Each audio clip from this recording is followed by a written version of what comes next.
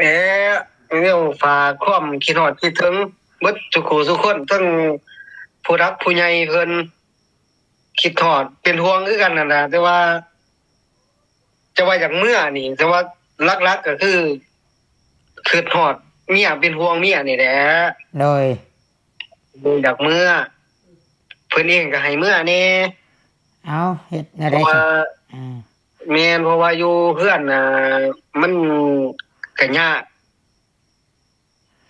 มาเฮ็ดมาเพิ่น สร้างเนาะมาคอยหาเอาอยู่บ้านเฮาพี่แหละ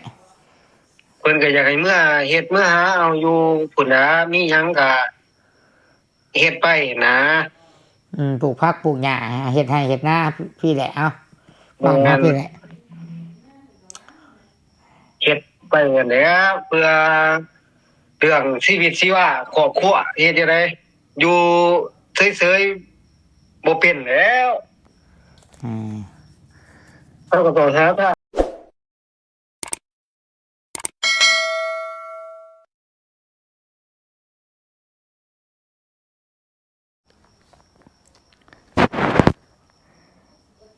กราบทักทายสบายดีพี่น้องสบายดีแล้วก็สวัสดี FC เบิดสุขุสุคนเด้อพี่น้องเนาะเบิดสุหมองสุบอนบ่ว่าสิอยู่ฝั่งไทยฝั่งลาวแล้วก็อยู่ทางต่างประเทศเด้อพี่น้องเนาะ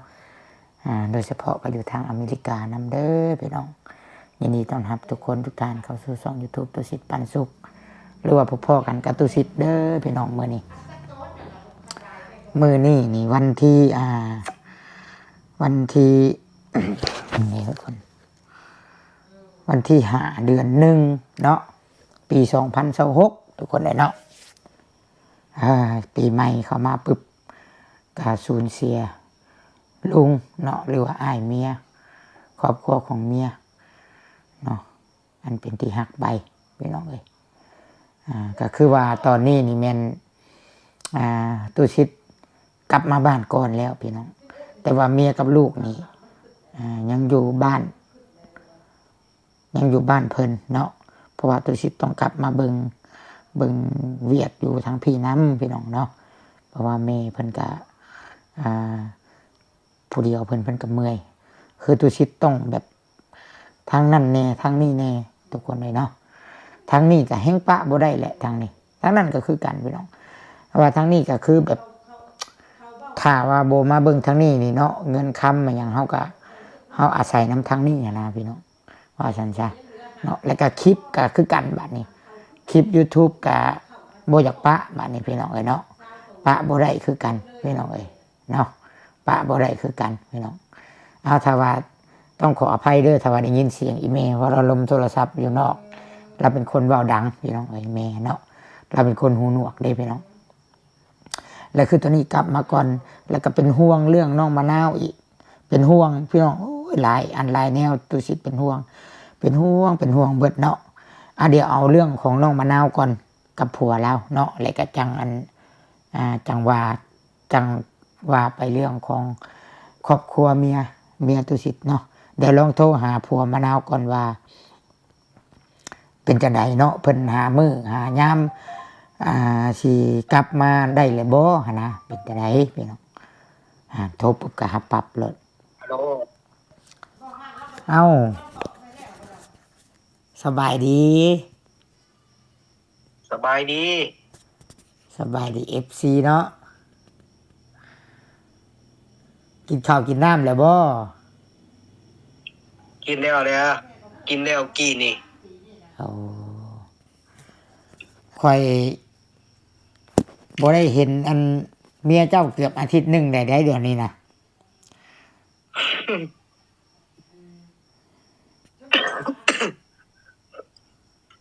เพิ่นบอกเพิ่นว่า เจ้าก็ยากเบี้ยโอ้โทรหาเราอยู่บ่โทรเจ้าติดต่อกันคู่มือเนาะแม่นแด่ดีแล้วซะข้อยเป็นห่วงอยู่เห็นว่าบ่ได้ไปหาเราก็ได้ข่อยก็โอ้ยโทรหาเพิ่นคู่มือเลิกงานมาโทรหาบ่ได้คิดฮอดคือกัน ค่อยเพราะว่า ก็สิบ่เห็นเล่าเกือบอาทิตย์หนึงนั่น ลุงข่อยเพิ่นเสียเด้ เพิ่นบอกสุฟังอยู่ อ้ายเมียเสียคือสิแม่นเพิ่นก็เพิ่นมาหาข่อยอยู่เนี่ยฮะเพิ่นบ่เห็นข่อย แมน แล้วเพิ่นเว้าสู่เจ้าฟังบ่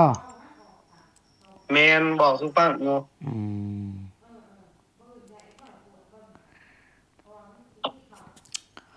หากะกลับมากะกลับมากะมาแต่ข่อยผู้เดียว เมียกับลูกก็ยังอยู่บ้านพุ่นเดี๋ยวนี้นะ ยังบ่ท่านได้แล้วเวียกเพิ่นติ เพิ่นเพิ่นสิอันนั่นต่อเด้เพิ่นสิเฮ็ดบุญเด้เฮ็ดบุญแจกเด้ต่อเลยเด้ ยังบ่ท่านเวียกยังบ่ท่านแล้วซ้ำ แม่นวันพฤหัสเพิ่นตั้งกองบุญนะแล้วก็วันอันวันศุกร์แม่นใส่บาตรตอนเช้าแล้วก็จบแล้วเวียกบาดนี้ อ่า เพราะว่าข่อยก็ครอบมาก่อนข่อยก็เป็นห่วงยันว่า อันเจ้ามาได้ยันว่าบ่มีรถออกไปรับเอาอีก เพราะว่าคืออันเท่าเตอมามื้อนั้นก็จน9:00 นกลางคืน8:00 นกลางคืนมึงแน่เพิ่นมาแต่บ่อนเก็บกาแฟเพิ่นน่ะเพิ่นมาฮอดน่ะ ค่อยสิเมื่อค่อยสิโทรหาเจ้าก่อนจักเป็นมื้อพุ่นแหละ โทรบอกก่อนจัก2 มื้อเนาะโทรบอกก่อนบอกกันก่อนเนาะ ว่าโทรเตือนก่อนว่าสิขึ้นรถทั้งนี้มื้อนั้นมื้อนี้ ดี เพื่อไปฮอดทั้งพุ่น แม่นต้องแบบนั้นแหละ มันจังหาเวลาใส่กันได้ แม่น แต่ว่าบอกกันปุ๊บปั๊บเนี่ยมันบ่ทันเด้คือหมอเตอร์แนะกะมันก็บอกก่อนอยู่ คือหมอเตอร์จนมาฮอดอัน9 โมงบอกให้ค่อยไปรับ แล้วเพิ่นบอกให้เบามีไปรับอีกหมอเตอร์โอ้ย เออ ครับบ่ได้ว่าหยังดอกสิแล้วเห็นบอกว่าบ่ปานนั้นยังบ่อยากไปไสนั้นบ่เคยไปจักเทื่อก็แบบซี่แหละว่ะ แม่นแหละ มันบ่เคยออกไปทางใดจักเทื่อเบิ่งเขาอันสิทิ่มฮอดกลางทางบ่แล้วรถโดยสารเขาสิเข้าสวรรค์ฮอดบอลเจ้าโด่งเขาก็บอกให้เจ้าโด่งแล้ว ดีแล้วให้มันไปเอาตัวรอดด้วยตัวของมันเองแน่จักบาทมันจังฮู้จัก ชื่อเนาะ มันจังจือเด้ มันจังไปนั่นมานี่ มันจังอันนั้นเด้มันจังจือ แม่นแหละ แต่เป็นจังไดบัดนี้กะเวลาแล้วบ่ว่ามื้อใดวันใดจังสิมาน่ะ ลูกว่าวันอาทิตย์สิมาเอาเครื่องอยู่นี่แต่ว่า เพราะว่าหารถยังบ่ทันไหนอีกคือกันรถมาเอาเครื่องอยู่นี่ บอนลูกอยู่น่ะไกลเติบบ่ ว่ากับบ้านเมียเขาพุ่นแล้ว อุดรพุ่น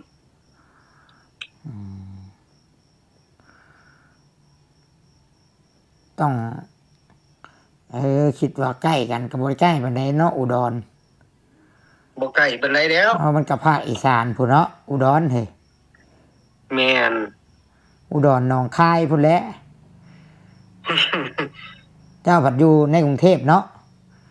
แม่นอยู่ในกรุงเทพ มันยากไรก็ขายบ่เรือได้หักเขาว่าเขาสิไปเอาติ เขาว่าเขาสิมาเอา เจ้าได้กะคุมือนี่ก็เลยทำงานถ่าไปเรื่อยๆคือกัน ฝากไปเรื่อยๆทำงานทาไปเรื่อย ประมาณบัดนี้เพิ่นนัดว่ามื้อใดบัดนี้เพิ่นนัดอีก ๆก็ว่าวันอาทิตย์นี่ได้สิมาเอามื้อนี้ก็วันหยังมื้อนี้วันจันทร์ หากวันจันทร์ อือ อีกประมาณอีกทิศหนึงว่าง่ายๆใช่อีก6 มื้อเนาะมื้อนี้วันจันทร์ดิ พุ่นแหละ ก็สิว่ามาเอาวันอาทิตย์ยันมันก็มื้อพักเวียกพักงานเขาเนาะวันอาทิตย์เนาะ แม่นกับทั้งนี้ก็พักคือกันบ่ว่าเขาบ่มีมื้อหยุดออกเขาเฮ็ดงานอยู่บ่เพราะว่าเขาเฮ็ดงานอยู่ร้านอาหาร โอ้ มือหยุดวันอาทิตย์ก็คือข่อยเฮ็ดงานอยู่นี้ โดย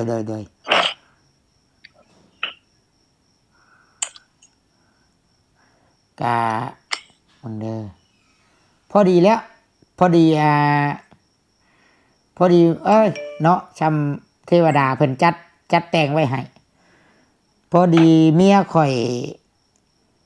พอดีข่อยเฮ็ดบุญให้ลุงแล้วเฮ็ดบุญแจกแล้ววันตอนเช้าวันศุกร์พอดีตอนแรงวันศุกร์ก็กลับมาบ้าน วันเสาร์ได้นอนพักผ่อนวันอาทิตย์ก็ท่าเอาเจ้าบัดนี้ อ้าวแมน แม่นแล้วเนาะเอ้ย อันวันอาทิตย์ลูกเจ้าไปเอาเครื่องกับเจ้ากับจีได้มาอันนั้นแรงวันอาทิตย์ได้เนาะตอนค่ำวันอาทิตย์ขึ้นรถบอก ว่าท่านเข้ามาฮอดแต่เช้านี่ก็ตอนแดงก็ขึ้นรถนั่นแหละ อันนั้นแล้วยังว่า คันว่าคันว่ามาฮอดอันนั้นเด็กหลายก็บ่ได้ขึ้นแล้วโดดก็ขึ้นมื้อใหม่ ขึ้นมื้อวันจันทร์เนาะ แม่น อ่ะประมาณนี้เนาะพอดีใช่พอดีคันมาตอนนี้ก็สิบ่ได้ไปฮับเด้พี่น้องเพราะว่ามันยากเวียกเด้แล้วพอดีแล้วเฮ็ดเวียกเฮ็ดงานถ่ะบ่เป็นหยังก็ได้เงินเฮ็ดอยู่ไปก็ได้เงินกะมันเกือบอยู่ต่ออีกเกือบ2อาทิตย์เด้ฮะเนาะ แม่นนั่นแหละ เกือบได้เงินครึ่งเดือนเลยเด้ฮะได้ฮอด 4-5,000พุ่นไปจักหั่น แล้วก็ได้ค่ารถเพิ่ม เพราะว่าเฮ็ดเพิ่นให้ไล่ให้เป็นรายวันแล้วว่ะ เพิ่นคิดให้เป็นรายวันแต่ว่าเงินนั่นไหลเป็นเดือน เอาได้เป็นเดือน แม่นเพิ่นตีราคารายวันให้แต่ว่าเงินไหลเป็นเดือนนะ เอาอันนี้ก็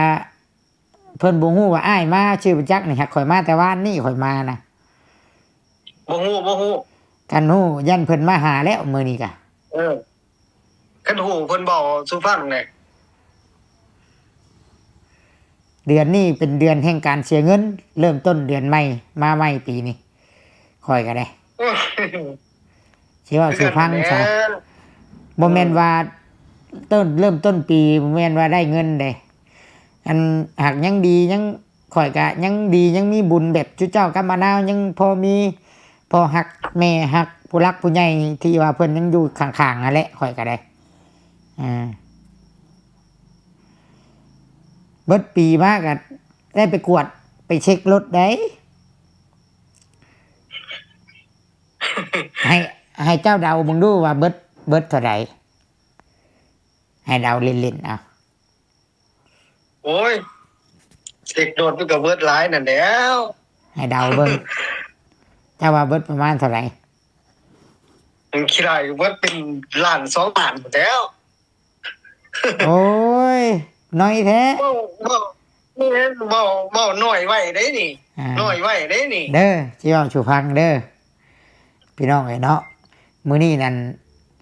เบิดอยู่ 15,000 บาท น่ะ 15,000 บาทหันเป็นเงินลาวเฮากะหันเป็นเงินลาวเฮานั่นเบิดประมาณ8ล้านห้าเกือบซื้อรถจักรได้คันหนึงซื้อได้และรถมือสองซื้อได้แล้วคันหนึง ได้แล้วคันหนึงรถจักรน่ะ เด้ออันนี้เด้อสิแนะเบิ่งว่ามีหยังแน่เด้อพี่น้องเด้ออันเบาเกตเด้อ1น้อย นี่ประกันภัย ประกันภัยรถเดือนต่อเดือนค่อยเอาชั้นหนึ่งเด้มันคุ้มครองเบิดทุกอย่างเด้เกิดอุบัติเหตุมายังเกี่ยวกับคู่กรณีเพิ่นก็คุ้มครองเด้ชั้นหนึ่งนี่ก็เกือบฮอด 5,000 พุ่นได้นี่น่ะราคาเพิ่นน่ะ 5,000 บาทได้ประกันภัยน่ะปีนึงน่ะ แม่นนะ เพราะว่าเฮาบ่ฮู้อนาคตเฮาขับรถขับล่างมันสิเกิดหยังขึ้นเด้เฮาก็กันไว้ ประกันเฮ้ยกันไว้เฮ้ยแม่นบัดนี้ค่าโอ้มันต้องเกิดค่ากวดกาเทคนิคค่าใบเหยียบทางเพิ่นแล้วก็ค่าอันเปลี่ยนน้ำมันเครื่อง แล้วก็เปลี่ยนเบรกหน้าก็เบิดอีกเบรกหน้าคู่เบิดพอดีเบิด8,500,000แล้วก็เป็นเงินบาทก็เกือบประมาณ15,000อันนี้ยังบ่รวมมันยังค่ายังอีกอย่างหนึ่งได้นี่ยังอีกอย่างหนึ่งยังอันพาสปอร์ตรถบัตรไว้ไปไทยอีกปีนี้มันเบิดเลยดิถ้าต้องต่อไม่ปีต่อปีดิต่อไม่ต่ออีกเบิดแต่ว่าเบิดเงินข่อยก็ได้เบิดเงินเบิดลุงก็เสียลุงมาเสียชีวิตอีกรวมถึงซอยลุงถึงมาแปลงรถนี่อยู่เบิดเกือบได้ฮอดแล้ว30,000เมืองเนี่ยแต่ค่าลุงเสียมาแล้วก็ซอยลุงแล้วก็โอ้ยเบิดหลายแต่ว่าบ่อยากขึ้นหลายอดทนเอาเบิดหลายอยู่แม่นแหละเบิดหลายปีขึ้นแฮงหน่อยใจเนาะแน่จังว่าเป็นห่วงเจ้าเป็นห่วงเจ้าพี่น้องเป็นห่วงนี่แหละกับมะนาวแล้วก็เลยมากลับมาแล้วก็โทรหายันว่าปึ๊บปั๊บมาเลยสิยันเป็นห่วงนะจะจังมาวางแผนกันเป็นห่วงหลายแนว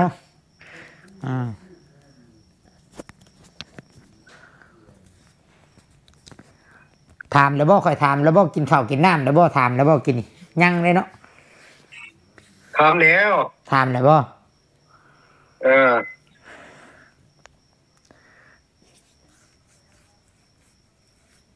มื้อนี้ได้โทรหาแล้วบ่มะนาวโทรหาเพิ่นแล้วโทรไปเลย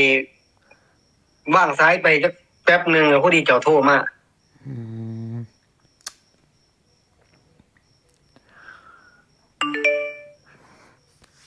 เอามีหยังสิเว้าบ่โทรเยี่ยมโทรถามสำนีซื่อๆได้คำว่าบ่มีหยังเว้ากะพักผ่อนแล้วก็พักหยังถึงทุกคนบ่มีแหม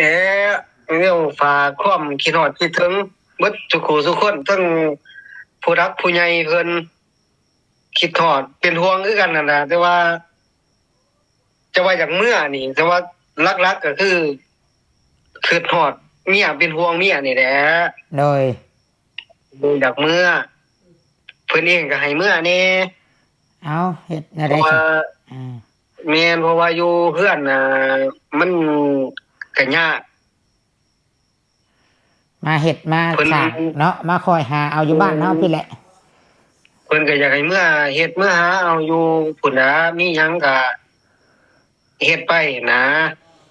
ปลูกผักปลูกหญ้าเฮ็ดให้เฮ็ดนาพี่แหละเอ้าบ้านเฮาพี่แหละเฮ็ดไปนั่นแหละเพื่อเรื่องชีวิตชีวาครอบครัวเฮ็ดจังได๋อยู่เฉยๆบ่เป็นแล้วเราก็ต้องหาทางเฮ็ดทางเสริมนั่นนี่โดยเจ้าก็รักษาสุขภาพเด้อเจ้าก็ได้เด้อโดยคนคำสู้ได้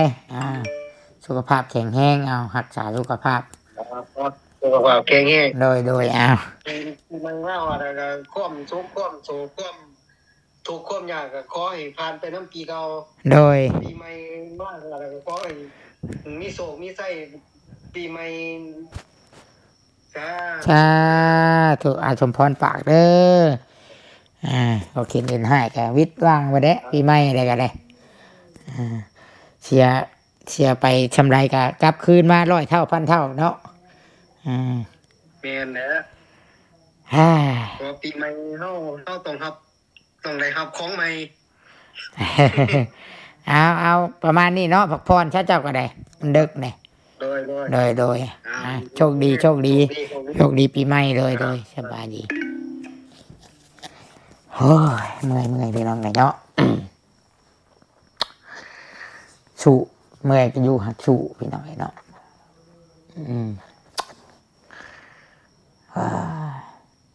คันว่าบ่มีพ่อฮักแม่ฮักบ่มีอ้ายฮักเนาะบ่มีปู่มีย่าคอยแบบอยู่ข้างๆคอยช่วยเหลือนี่ยังสิเมื่อยกว่านี้ทุกคนเลยสำหรับทุกสิ่งจ้ะขอบคุญขอบคุณหลายๆเด้อเนาะมื้อนี้ก็ไปเช็ครถกับเบิดอยู่8 ล้านปลาย15,000พี่น้อง15,000ค่าใบเหยียบทางค่ากวดการเทคนิคค่าประกันภัยเปลี่ยนน้ำมันเครื่องเปลี่ยนลิ้นรถเปลี่ยนน้ำมันเครื่องน้ำยาเช็ดกระจกเปลี่ยนน้ำยาแอร์แน่มันเปื้อนแล้วก็เบรกรถแน่พี่น้องไอ้เนาะ3-4-5อย่างโอ้ชมปิคือว่าเนี่ยเนาะมันก็ซอยเฮาเฮ็ดเวียกรถก็ได้คือลุงเสียชีวิตนั่นแหละก็ได้รถนี่แหละพาแน่นพาชั้นพอแห้งขี่รถโดยสารเพื่อสิฮอดกระชาน้ำอีกก็เมื่อยอีกนะพี่น้องเนาะคือจะว่าผู้ที่มีปัญหากลัวเฮาก็ยังมีเนาะทุกข์ยากกว่าเฮาก็มีเพิ่นก็ยังสู้เฮาก็ต้องสู้พี่น้องเนาะแล้วก็สุดท้ายนี่ก็ จะปิดคลิปได้แท้พี่น้องเนาะก็ตัวชิดก็ขอบบุญขอบคุณเด้อพ่อฮักแม่ฮักปู่ย่าเอื้อยอ้ายเบิดสุคนที่คอยเบิ่งคลิปชมคลิปอยู่ก็ให้บุญคำนำชูสุคนในสิ่งที่ในความดีที่ตุสิทธิ์ได้เฮ็ดก็ขอให้ทุกคนได้บุญกุศลนำเด้อสาธุบุญรักษาเทวดาคุ้มครองเบิดทุกคนสาธุสบายดีเด้อทุกคนสบายดีบ๊ายบาย